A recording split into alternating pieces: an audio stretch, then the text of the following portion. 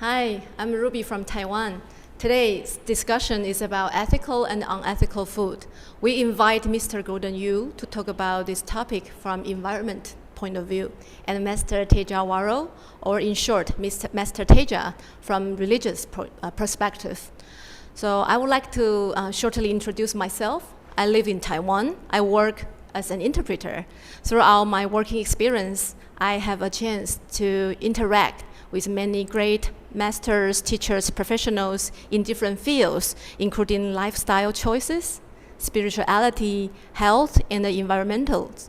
Therefore, I feel honored to be the moderator this afternoon to include both of you to explore and dig more into this topic, ethical and unethical food, that I feel so relevant to many of us, to myself, and to the communities.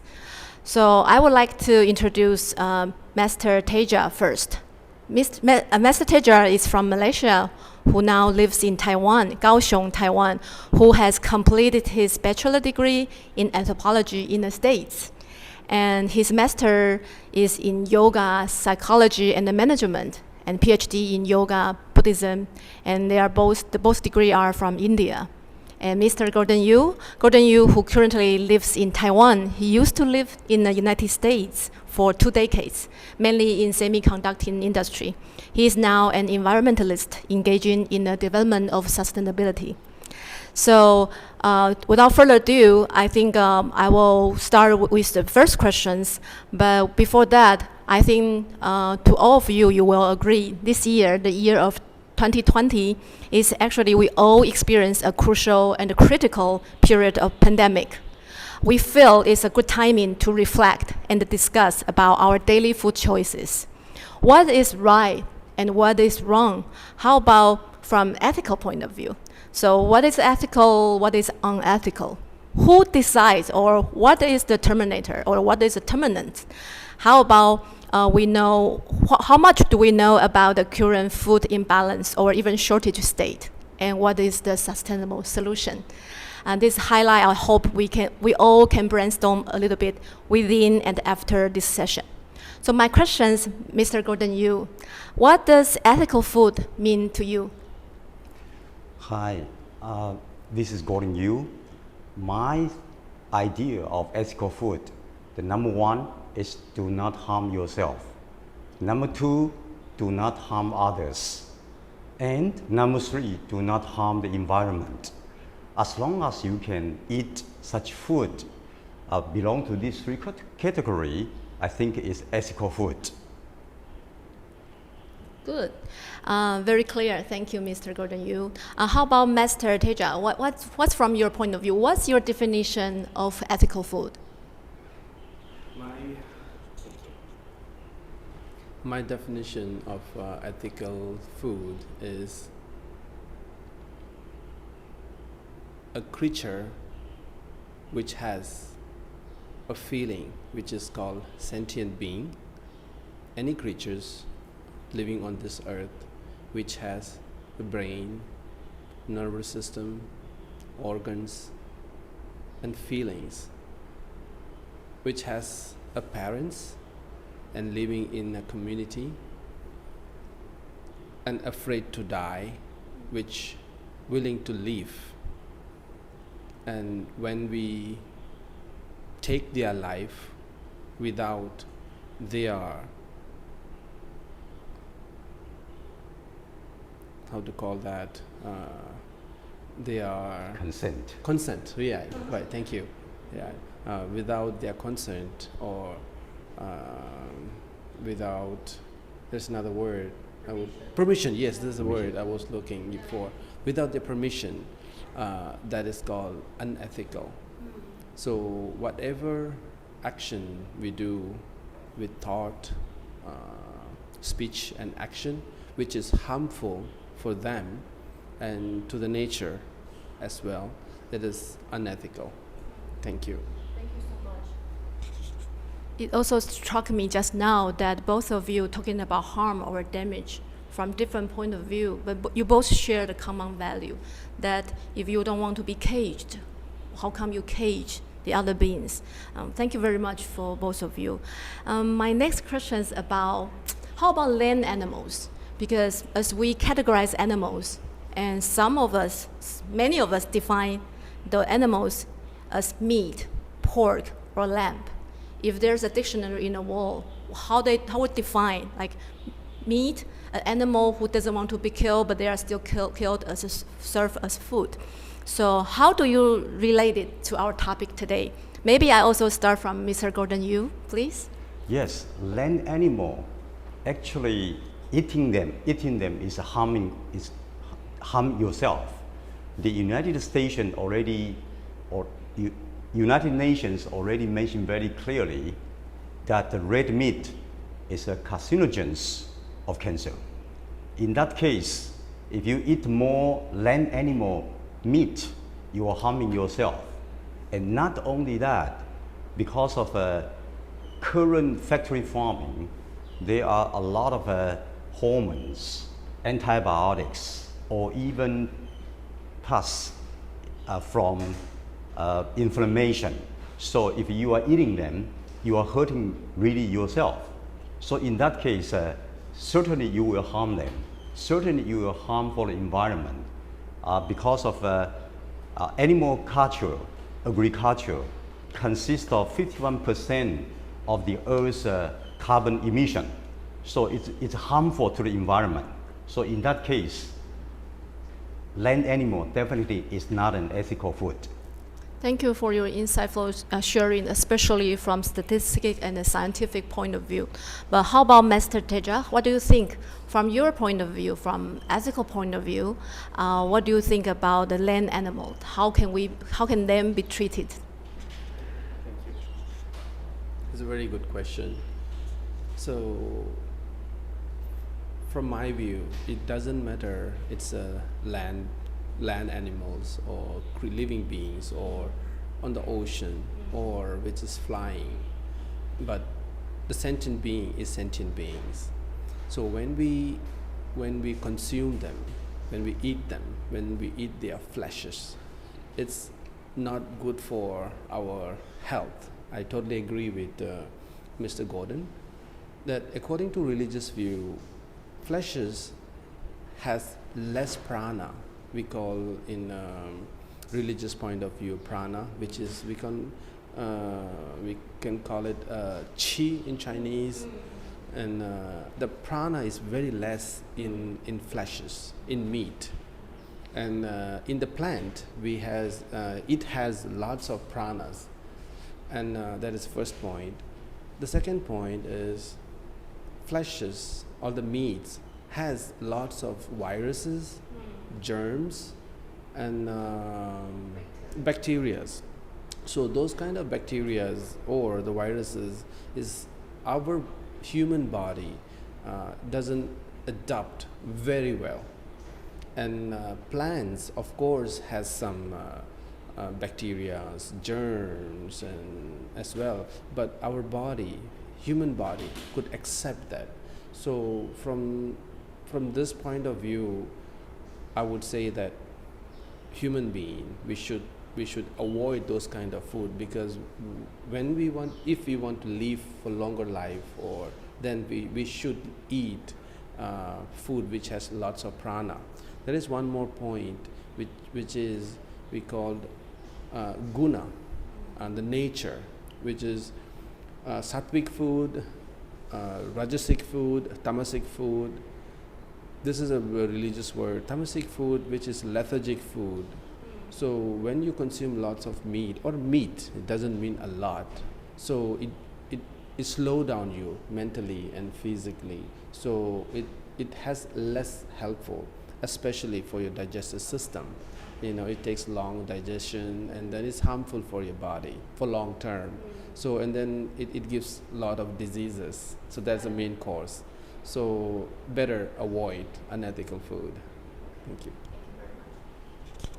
So as if we are inviting for the diseases if we didn't follow the nature. Exactly. Interestingly, I also find a connection based on both of your answers, because Mr. Gordon, you talk about something intoxicate, but you use the word, Master used the word prana. If we bring bad prana to our own, we harm ourselves, but also, on top of that, we harm other beings.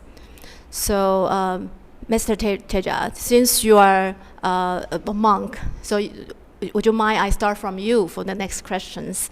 So, being an interpreter, actually, I have several chances to interact with monks, nuns from different traditions. So, let me start from Theravada traditions.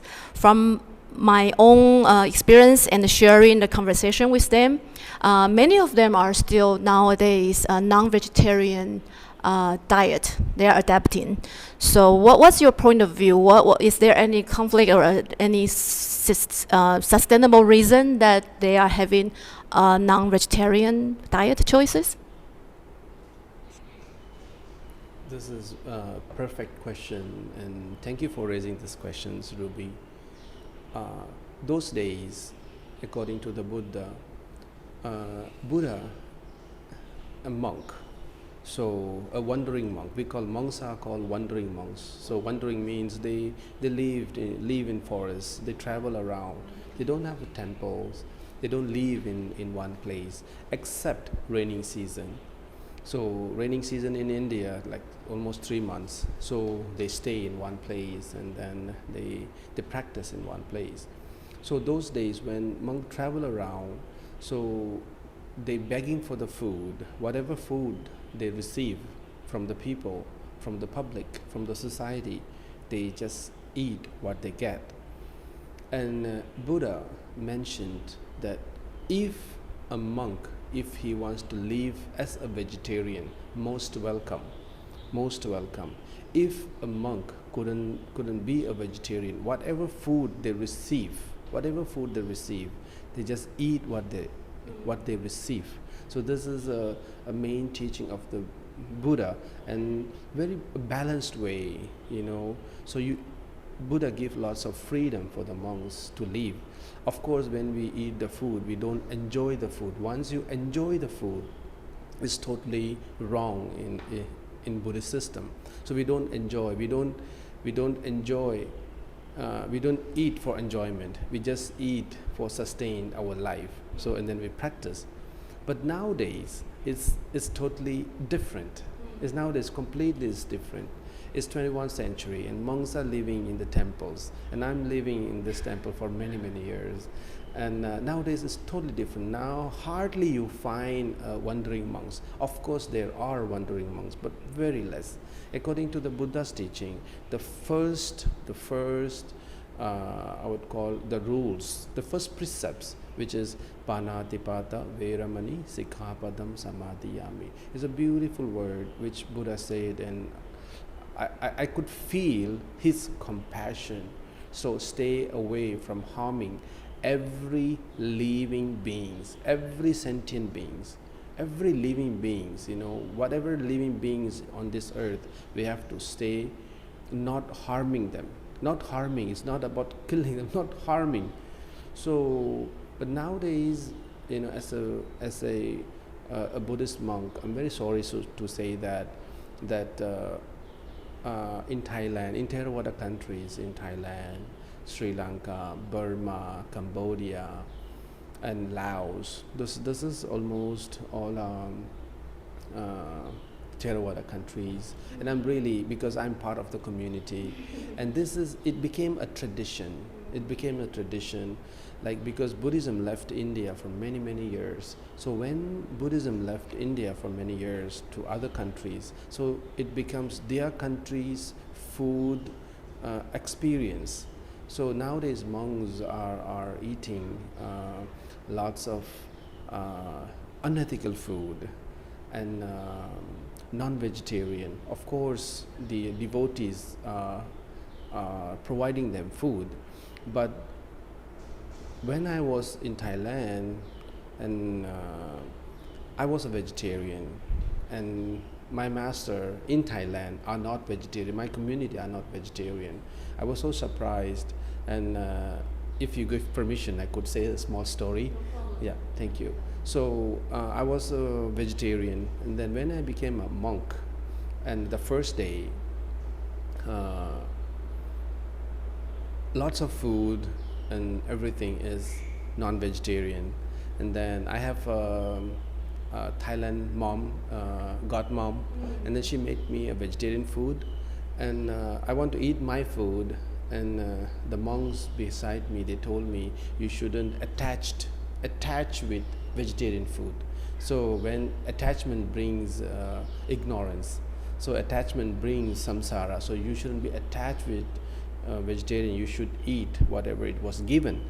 And then I was so lost with that word, so whether should I eat, I feel this is not right, not ethical food. And then I was being forced, and I was having tears in my eyes, and I couldn't eat them, and I know it's not right. And then it doesn't mean when everyone is doing something not right, it becomes the truth, it becomes right. So I don't have choice, and I ate them, and then I couldn't digest, and then mentally I was so upset, and then physically I'm upset too. I have diarrhea, loose motion the next day, same day. And then the next day I told them, this is not right. Where, in which scriptures, Buddha said we should eat vegetarian food? And then they said, no, you are a young monk, you are a beginner trainer, so you should, a beginner, you should learn in middle path. Whatever was given, you should eat. And then the first day, when we go for alms, begging, so they serve us food. And then I just watch that the whole system, the custom in Thailand. So really public offer us food with respect, with love. So they really, I feel like so honored. So as a beggar, we are begging for food, but they give with respect, clean, and they kneel down, and then they bow down, they give, they serve us food. So of course we have lots of different kinds of food, meat, rice, water, everything in the bowl. And then when we come back, I just choose the food, what I want to eat, like rice, water, like some sweets, dessert. And then again they forced me, my brothers, the community, they said, no, you shouldn't choose the food, whatever given you should eat. And I told them again, this is not right. If they give the non-ethical food, we shouldn't eat them. We should think, because we are human beings, we should think. We should, say no, we should teach them. Most of them who donated us, most of them, they are devotees up from our temple. So they offer us unethical food. And then the second day, when I go for alms, and I told them, I'm going to teach them. I'm going to guide them. So they should offer the right food. And the monk who was with me, and then he told me that you shouldn't say anything. You shouldn't ask people. When you ask, what do you want? That is not a Buddhist culture. Monks shouldn't ask people. Then you should bless them. Okay, so I don't want to ask anything from them, no problem. I just follow them. Then once they offer me, I told them I'm vegetarian. And I didn't ask them. I just give the statement, information for them. I'm sorry, I am a vegetarian. Just say one word to them. They were so quick, so happy. With happiness, they just remove the meat part. They just offer me the rice and whatever, vegetarian, they have for serving. And then for the second person, third person, I did the same thing to everyone. And then the monk was staring at me. Why you are asking them? This is not our monk culture. I said, I didn't ask them.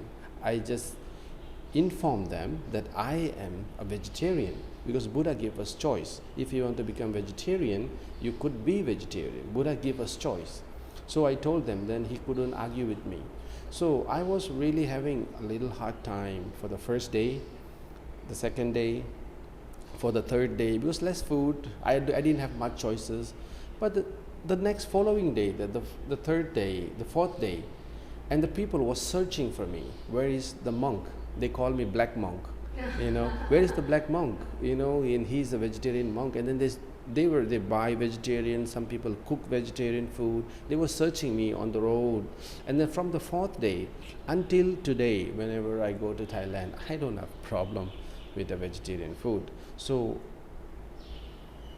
as a monk has right to teach. Monk has a right to teach what is ethics, what is not ethics. Monks has the right to teach what is right and what is wrong. So as a monk, so I just guide them, because I feel like as a monk I could eat whatever they offer, but the problem is the devotee, they are going to the hell. So according to the Buddha, this concept is the same concept according to the Christianity, according to the Islam, according to the Buddhism, Hinduism, the same thing. When we do mistake, when we do unethical things, we will go to the hell. So this concept is the same concept in all the major tradition in the world.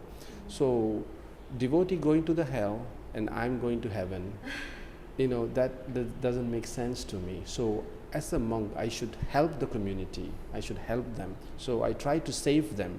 So making them to make more bad karmas and serving me, and then they receiving bad karmas. While they're serving me, they should receive lots of good energies, good merits.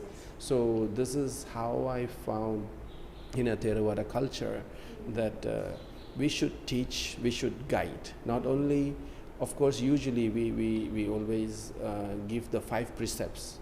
This is the basic tradition in Theravada culture, but we don't keep them. We really don't understand. And then we always say that monks, we don't kill them, we don't harm the animals. But when people serve, we should guide them. They are not others, they are our like family members. So we should guide. It's unethical. Thank you. Sorry. No, not at all. I feel really interesting and inspired by how you answered. So at the end of the session, I will leave 10 minutes for you two to interact. So Mr. Gordon, later when you have more input based on what Master shared, you are welcome to input as well. But to follow the logic of Buddha's saying that we have food choices, I want to ask Master, how about Mahayana traditions? I mean, we can start from Tibetan first, and many of them, as far as I know, are still meat eaters. And not to speak the Han traditions that, as far as I research and understand, they also have heavy intake of dairy products. From your point of view, as you said, we, in general, people in our tradition respect monks and nuns so much, so they should probably utilize the right to teach us. So do you have any words about this part to cover? Sure. According to Mahayana culture, so Mahayana we have divided like Han culture, Chinese Buddhism, and then Tibetan Buddhism. Chinese Buddhism, when Buddhism came to China, it's very surprisingly, those days, the ancestors in China, they have more about ethical ideas. So they try to plant, even though the scriptures, the scriptures went to India, is Indian scriptures, whatever Buddha thought, but they think, whether it is right to eat meat or we should change the idea. So Mahayana teachings in Han Buddhism, they change it, So I feel like very interesting for me. So they change, so they plant, the monks plant the food, vegetables in the temple, and then they plant themselves, they excuse me, they eat them. So they don't eat all those kind of meat products. And so when those days, I don't know whether they're having like dairy products or the eggs and all that. But in nowadays, in it doesn't matter in Taiwan or in China, the Han Buddhism, the Chinese Buddhism, they kind of accepted dairy products, and then they accept eggs. And I found like very strange for me, because the milk comes from the cow, and cow doesn't give you milk all the time unless it has a baby. So to make a baby, so we have to impregnate them, and then by forcingly, but not willingly, by forcingly we have to make the cow or a goat or sheep to make a baby, make them pregnant by forcefully. So when we do forcefully, this action we call rape in society, if we do to the human, towards the woman. So, but towards the animals, we call them, we impregnate them, very nicely, gently. We say this word. So, and then after they pregnant, and then after the cows delivers the baby, and then the baby doesn't have chance to drink the milk, and then human being stealing. This is another part we against the Buddha's rules. We steal the baby's milk, and we're stealing the baby's milk, and then of course this industrial milk industry, they selling milk everywhere, but this monks and nuns, they are so naive. They're so naive. They don't think. They don't research so much. So they feel like it's okay to drink milk. Milk is not meat. So in my view, milk is more torturing. If drinking milk is more torturing, because the cow could give like a few years or months, give the milk, and then they have to impregnate again to produce the milk again and again, and after a few years, about 9 years or 8 years, so they have to slaughter them because the cow couldn't produce any more milk, so it becomes flesh.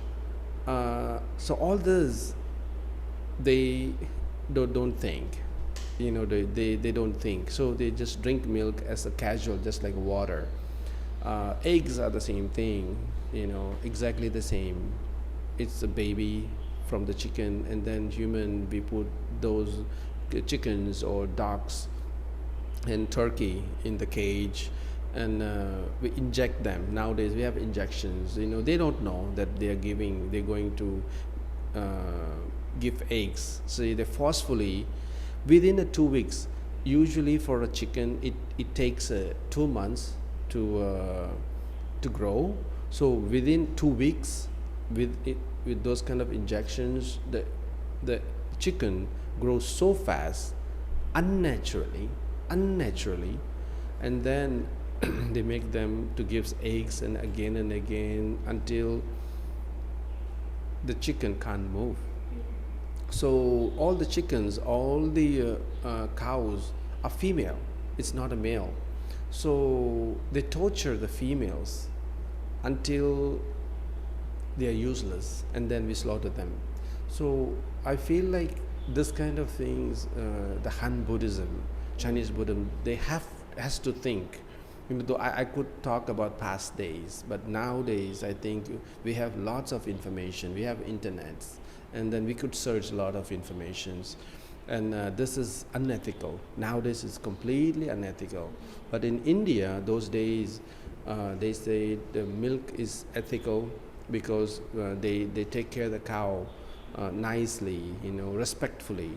But nowadays, that is not not a valid viewpoint, because as long as you tie a rope on the animal, on the cow, as long as you put cage, a boundary for the animals, it's not ethical.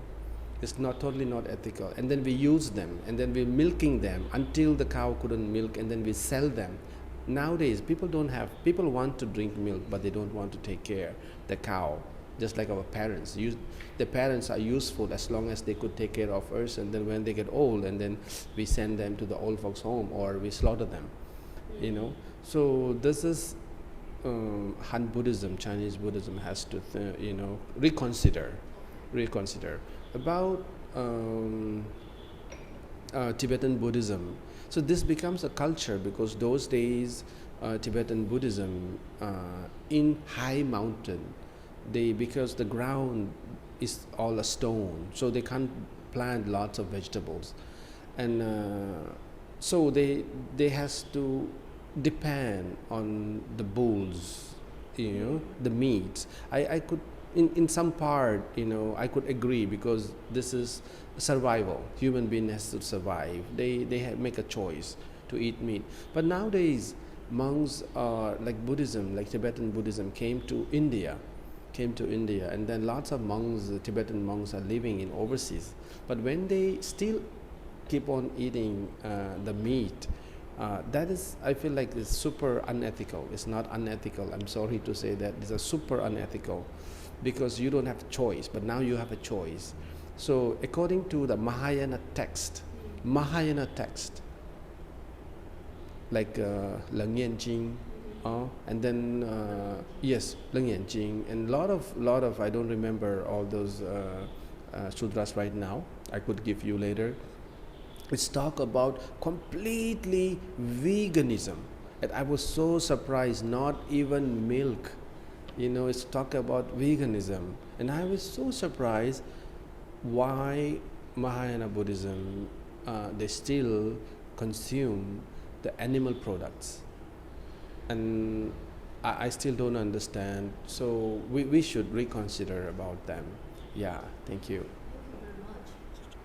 So I want to relay this question and answer to Mr. Gordon Yu, of course, since you spend so much effort and time in terms of make our life more sustainable to ourselves and the environment.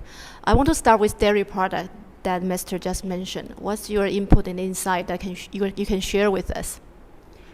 Well, I think I really also don't quite understand why some of the Buddhist monks still eat meat. But I can understand from the time differences. From ancient times, some people, they can have a dairy product like milk and egg. And ancient chicken, actually, they can produce about 15 to 20 eggs per year. Nowadays, 250 to 300 a year. How that can be done? That's called technology. But this technology means a lot of hormones, a lot of antibiotics, a lot of chemical additives. And this is called exploitation.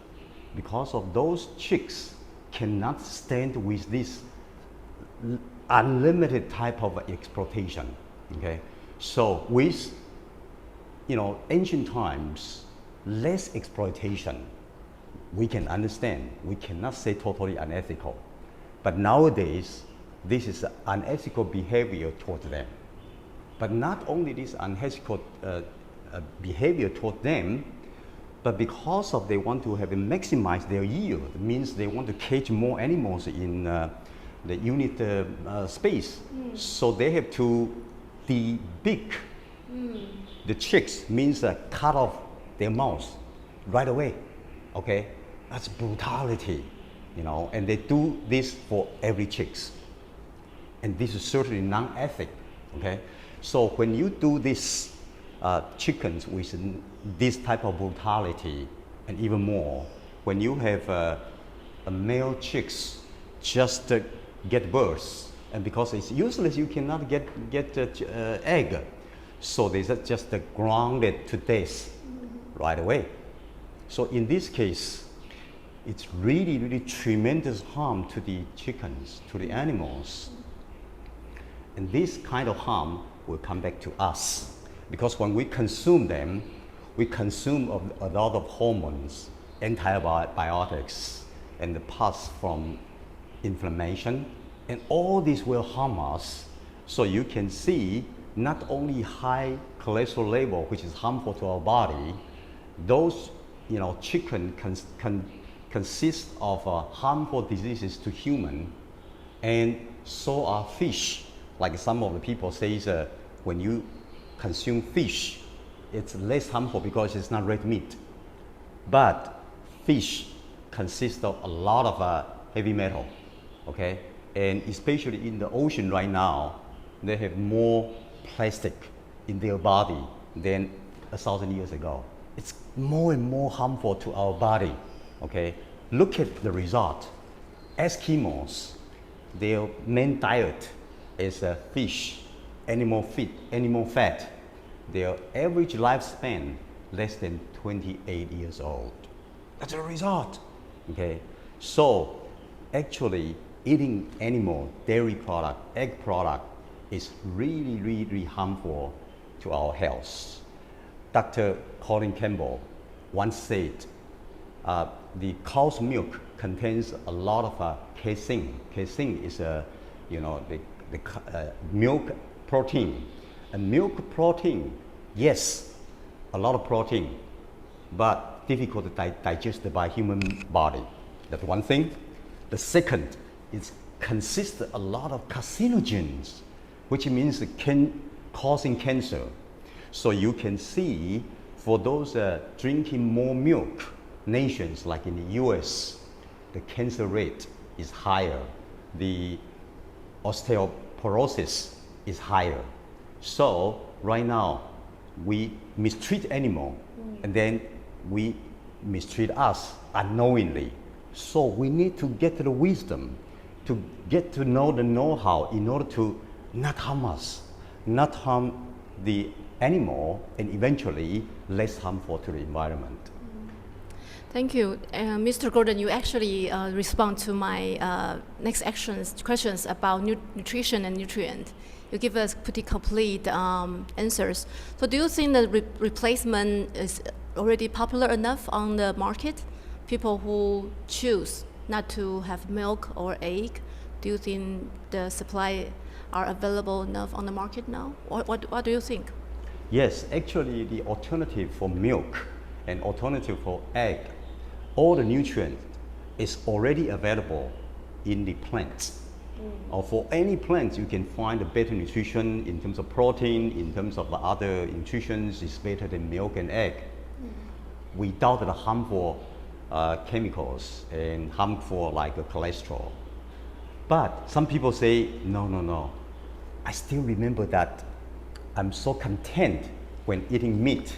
Okay, I like those experience.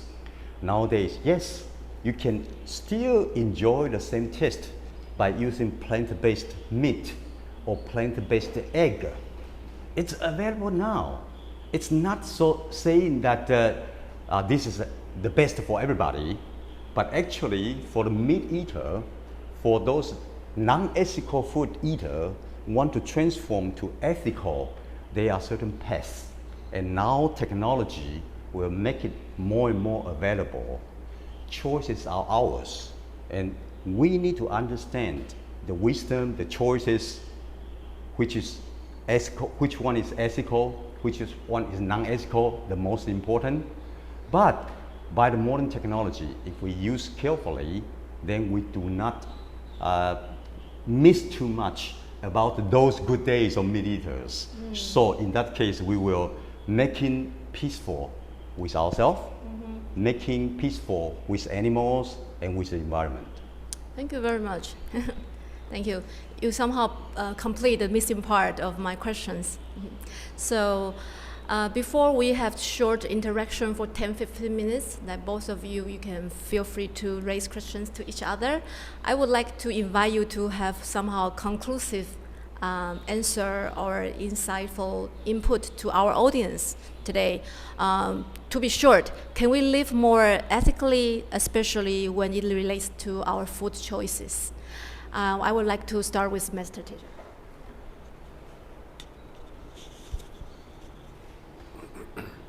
Thank you. Definitely, Ruby, we should live more ethically. I believe, as Gordon said, it's helpful for the environment. So lately I was doing lots of research about environment, how we could save the environment. And we could save the environment through being vegan. Through being vegan, I feel like, honestly, as a Buddhist monk, I'm practicing compassion.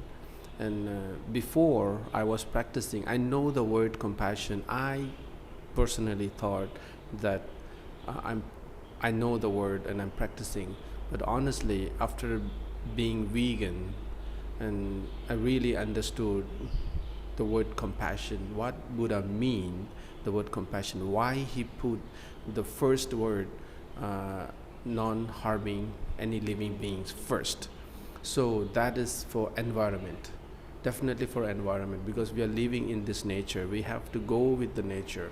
So if all the animals are eating like tiger are eating deer, but that is the nature process, they don't have a choice. Like cow eating a grass, it's a natural process. But human being, we have a choice. This is a beautiful thing. We have a choice. I want to become enlightened, or I want to living in this ordinary life as an ordinary man, human being. I can become a superhuman being, or I can become an ordinary being. We have a choice. So if you want to become a superhuman being, like just like a Buddha, enlightened Buddha, we definitely should stay away from all kind of meat, seafoods, dairy products, all the leathers, and I highly don't recommend leathers because when we have leathers, definitely some animals has to be killed, and even the silk products, which is very harmful for all those I don't know how to call that small creatures called the butterflies, a small insect, yeah, the insect, yeah, caterpillar, yeah. So it's harmful for them, and again the eggs. So if you stay away from all this, I feel there's ethical. And then people may claim about plants, why we could eat plants, and even plants has the life and animals has a life. So this is a small answer, and this is a basic answer. Plants grows. Plants doesn't have a brain. Plants doesn't have a nervous system. Plants doesn't have a sense organs. Plants doesn't have any organs, just like a human being or animal does. So plant doesn't scream. So lots of people are misinterpreted that animals also feel the pain and then they scream, but that is completely wrong, because if the plant feel, if the word feel, you need a sense organ. If you have a sense organ, it means you have a nervous system. If you have a nervous system, you have a brain. So this is together. So plants doesn't has all that. Plants grows. So plants has lots of pranas. So, and again in Buddhism again, it doesn't matter Tejawaro Buddhism or Mahayana Buddhism or Vajrayana Buddhism. We say like it's rebirth. When human being take a rebirth, we don't become a plant, because the soul doesn't go to the plant. The soul takes an animal or a small living creatures, and then a human being or a ghost. So we don't become a plant. So it's very obvious that according to the Buddhism, that soul couldn't stay in the plant, because plant doesn't have enough what we call plant doesn't have it's very hard, very simple word, suddenly couldn't remember. Soul? No. Spirit? Conditions. Yeah.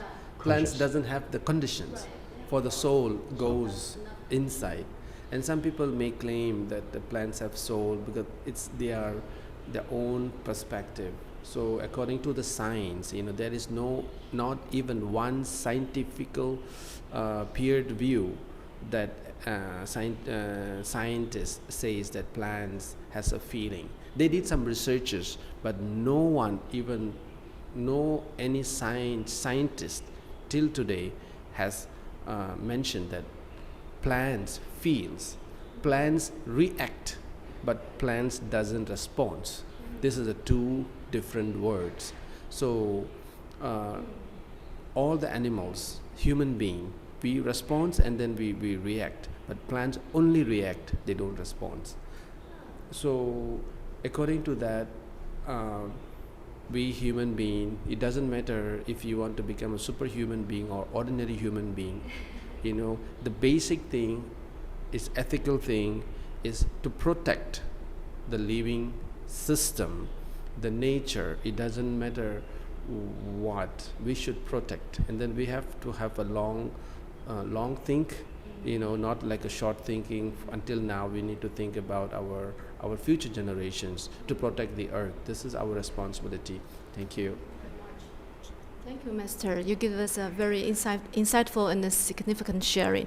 Mr. Gordon Yu, before you share, I want to give the audience a little highlight of today. Today in Taiwan, and in this afternoon, November 1st, 2020, we live in Taiwan. How fortunate we are. We actually, I believe each of us have busy agendas.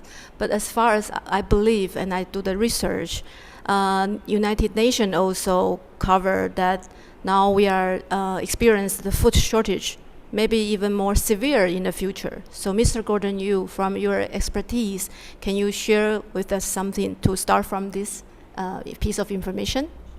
Well, certainly.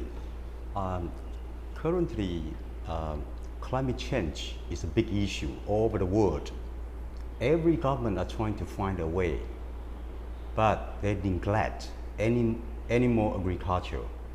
Is the most destructive industry in the world in terms of global warming, in terms of water aquifer shortage, in terms of deforestation, in terms of the waste. So all this, scientists already discovered tons of elements, especially greenhouse emission. Greenhouse emission, animal agriculture consists of 51% globally. That means the majority.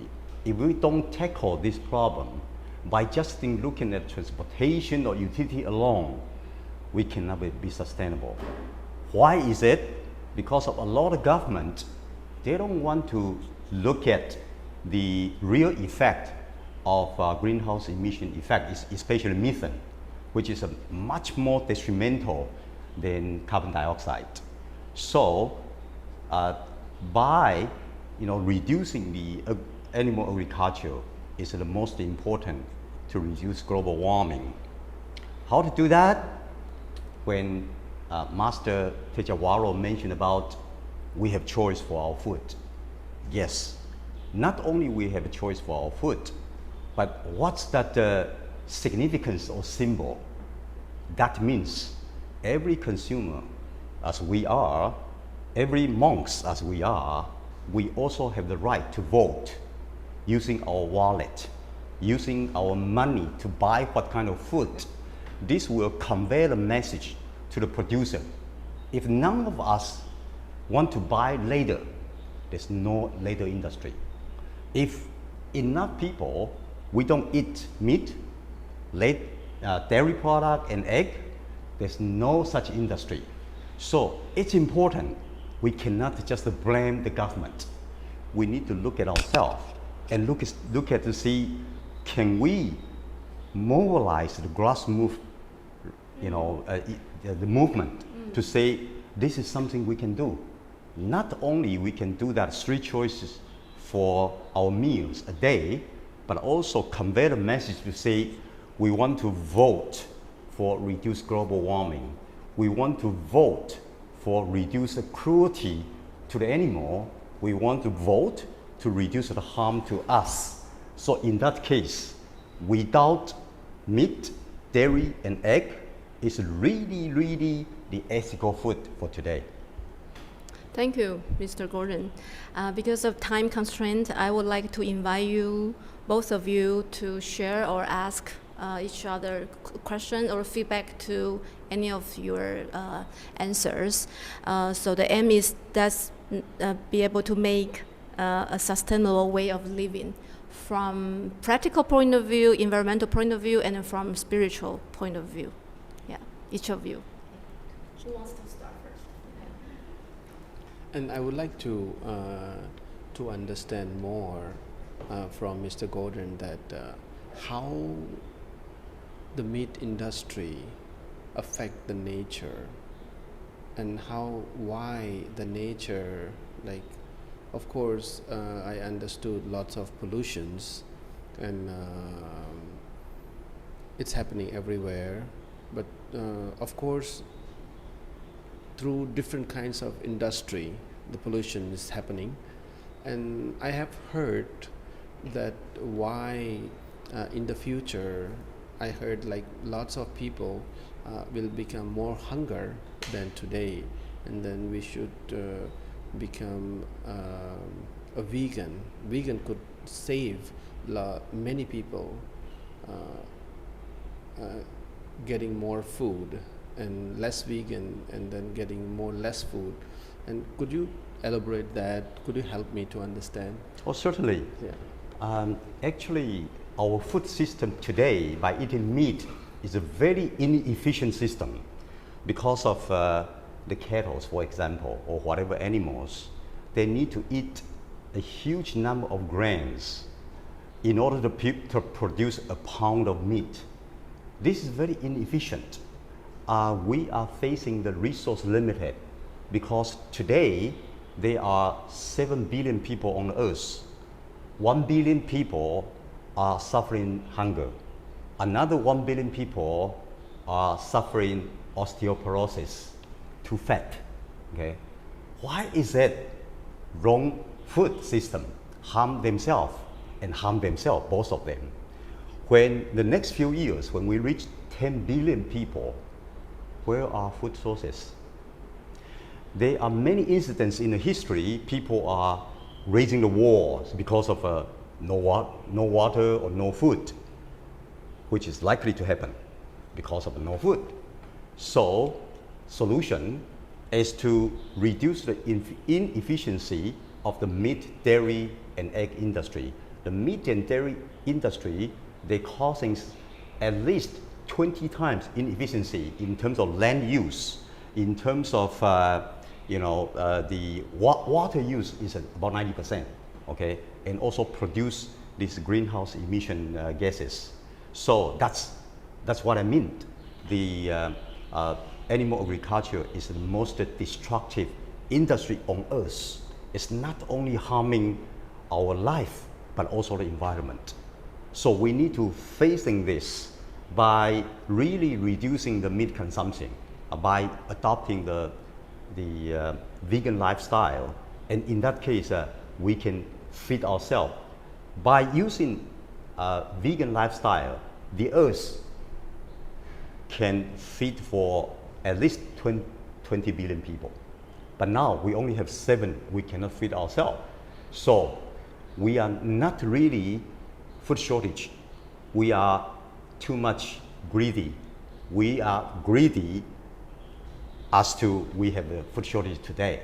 So it's depends on ourselves. As long as we understand the fact and are willing to take the action, we won't have food shortages. Thank you, sir. Yeah. So I like the word greediness. And do you think if we do the agriculture, plant agriculture, we could save a lot of people? They Definitely. have more food? Definitely. When you, as I said, when we can feed 20 billion people on Earth, I'm talking about it's all plant-based food. Because plant-based food is very efficient without the negative consequences. Okay, so definitely plant-based. And not only that, we can reduce a lot of health costs because those osteoporosis, they just eat too much animal meat, animal fat. So we can reduce a lot of medical bill. So obesity. So in that case, we believe, by using plant-based whole food is the future of the human beings. And that's why in the USA, there's an organization called Plantrition. They try to reverse the disease and reverse the aging process by adopting whole food plant-based. Whole food plant-based is basically a vegan diet. Thank you, sir. Thank you. Mr. Thero, do you want to have final word before we conclude the session today? Sure.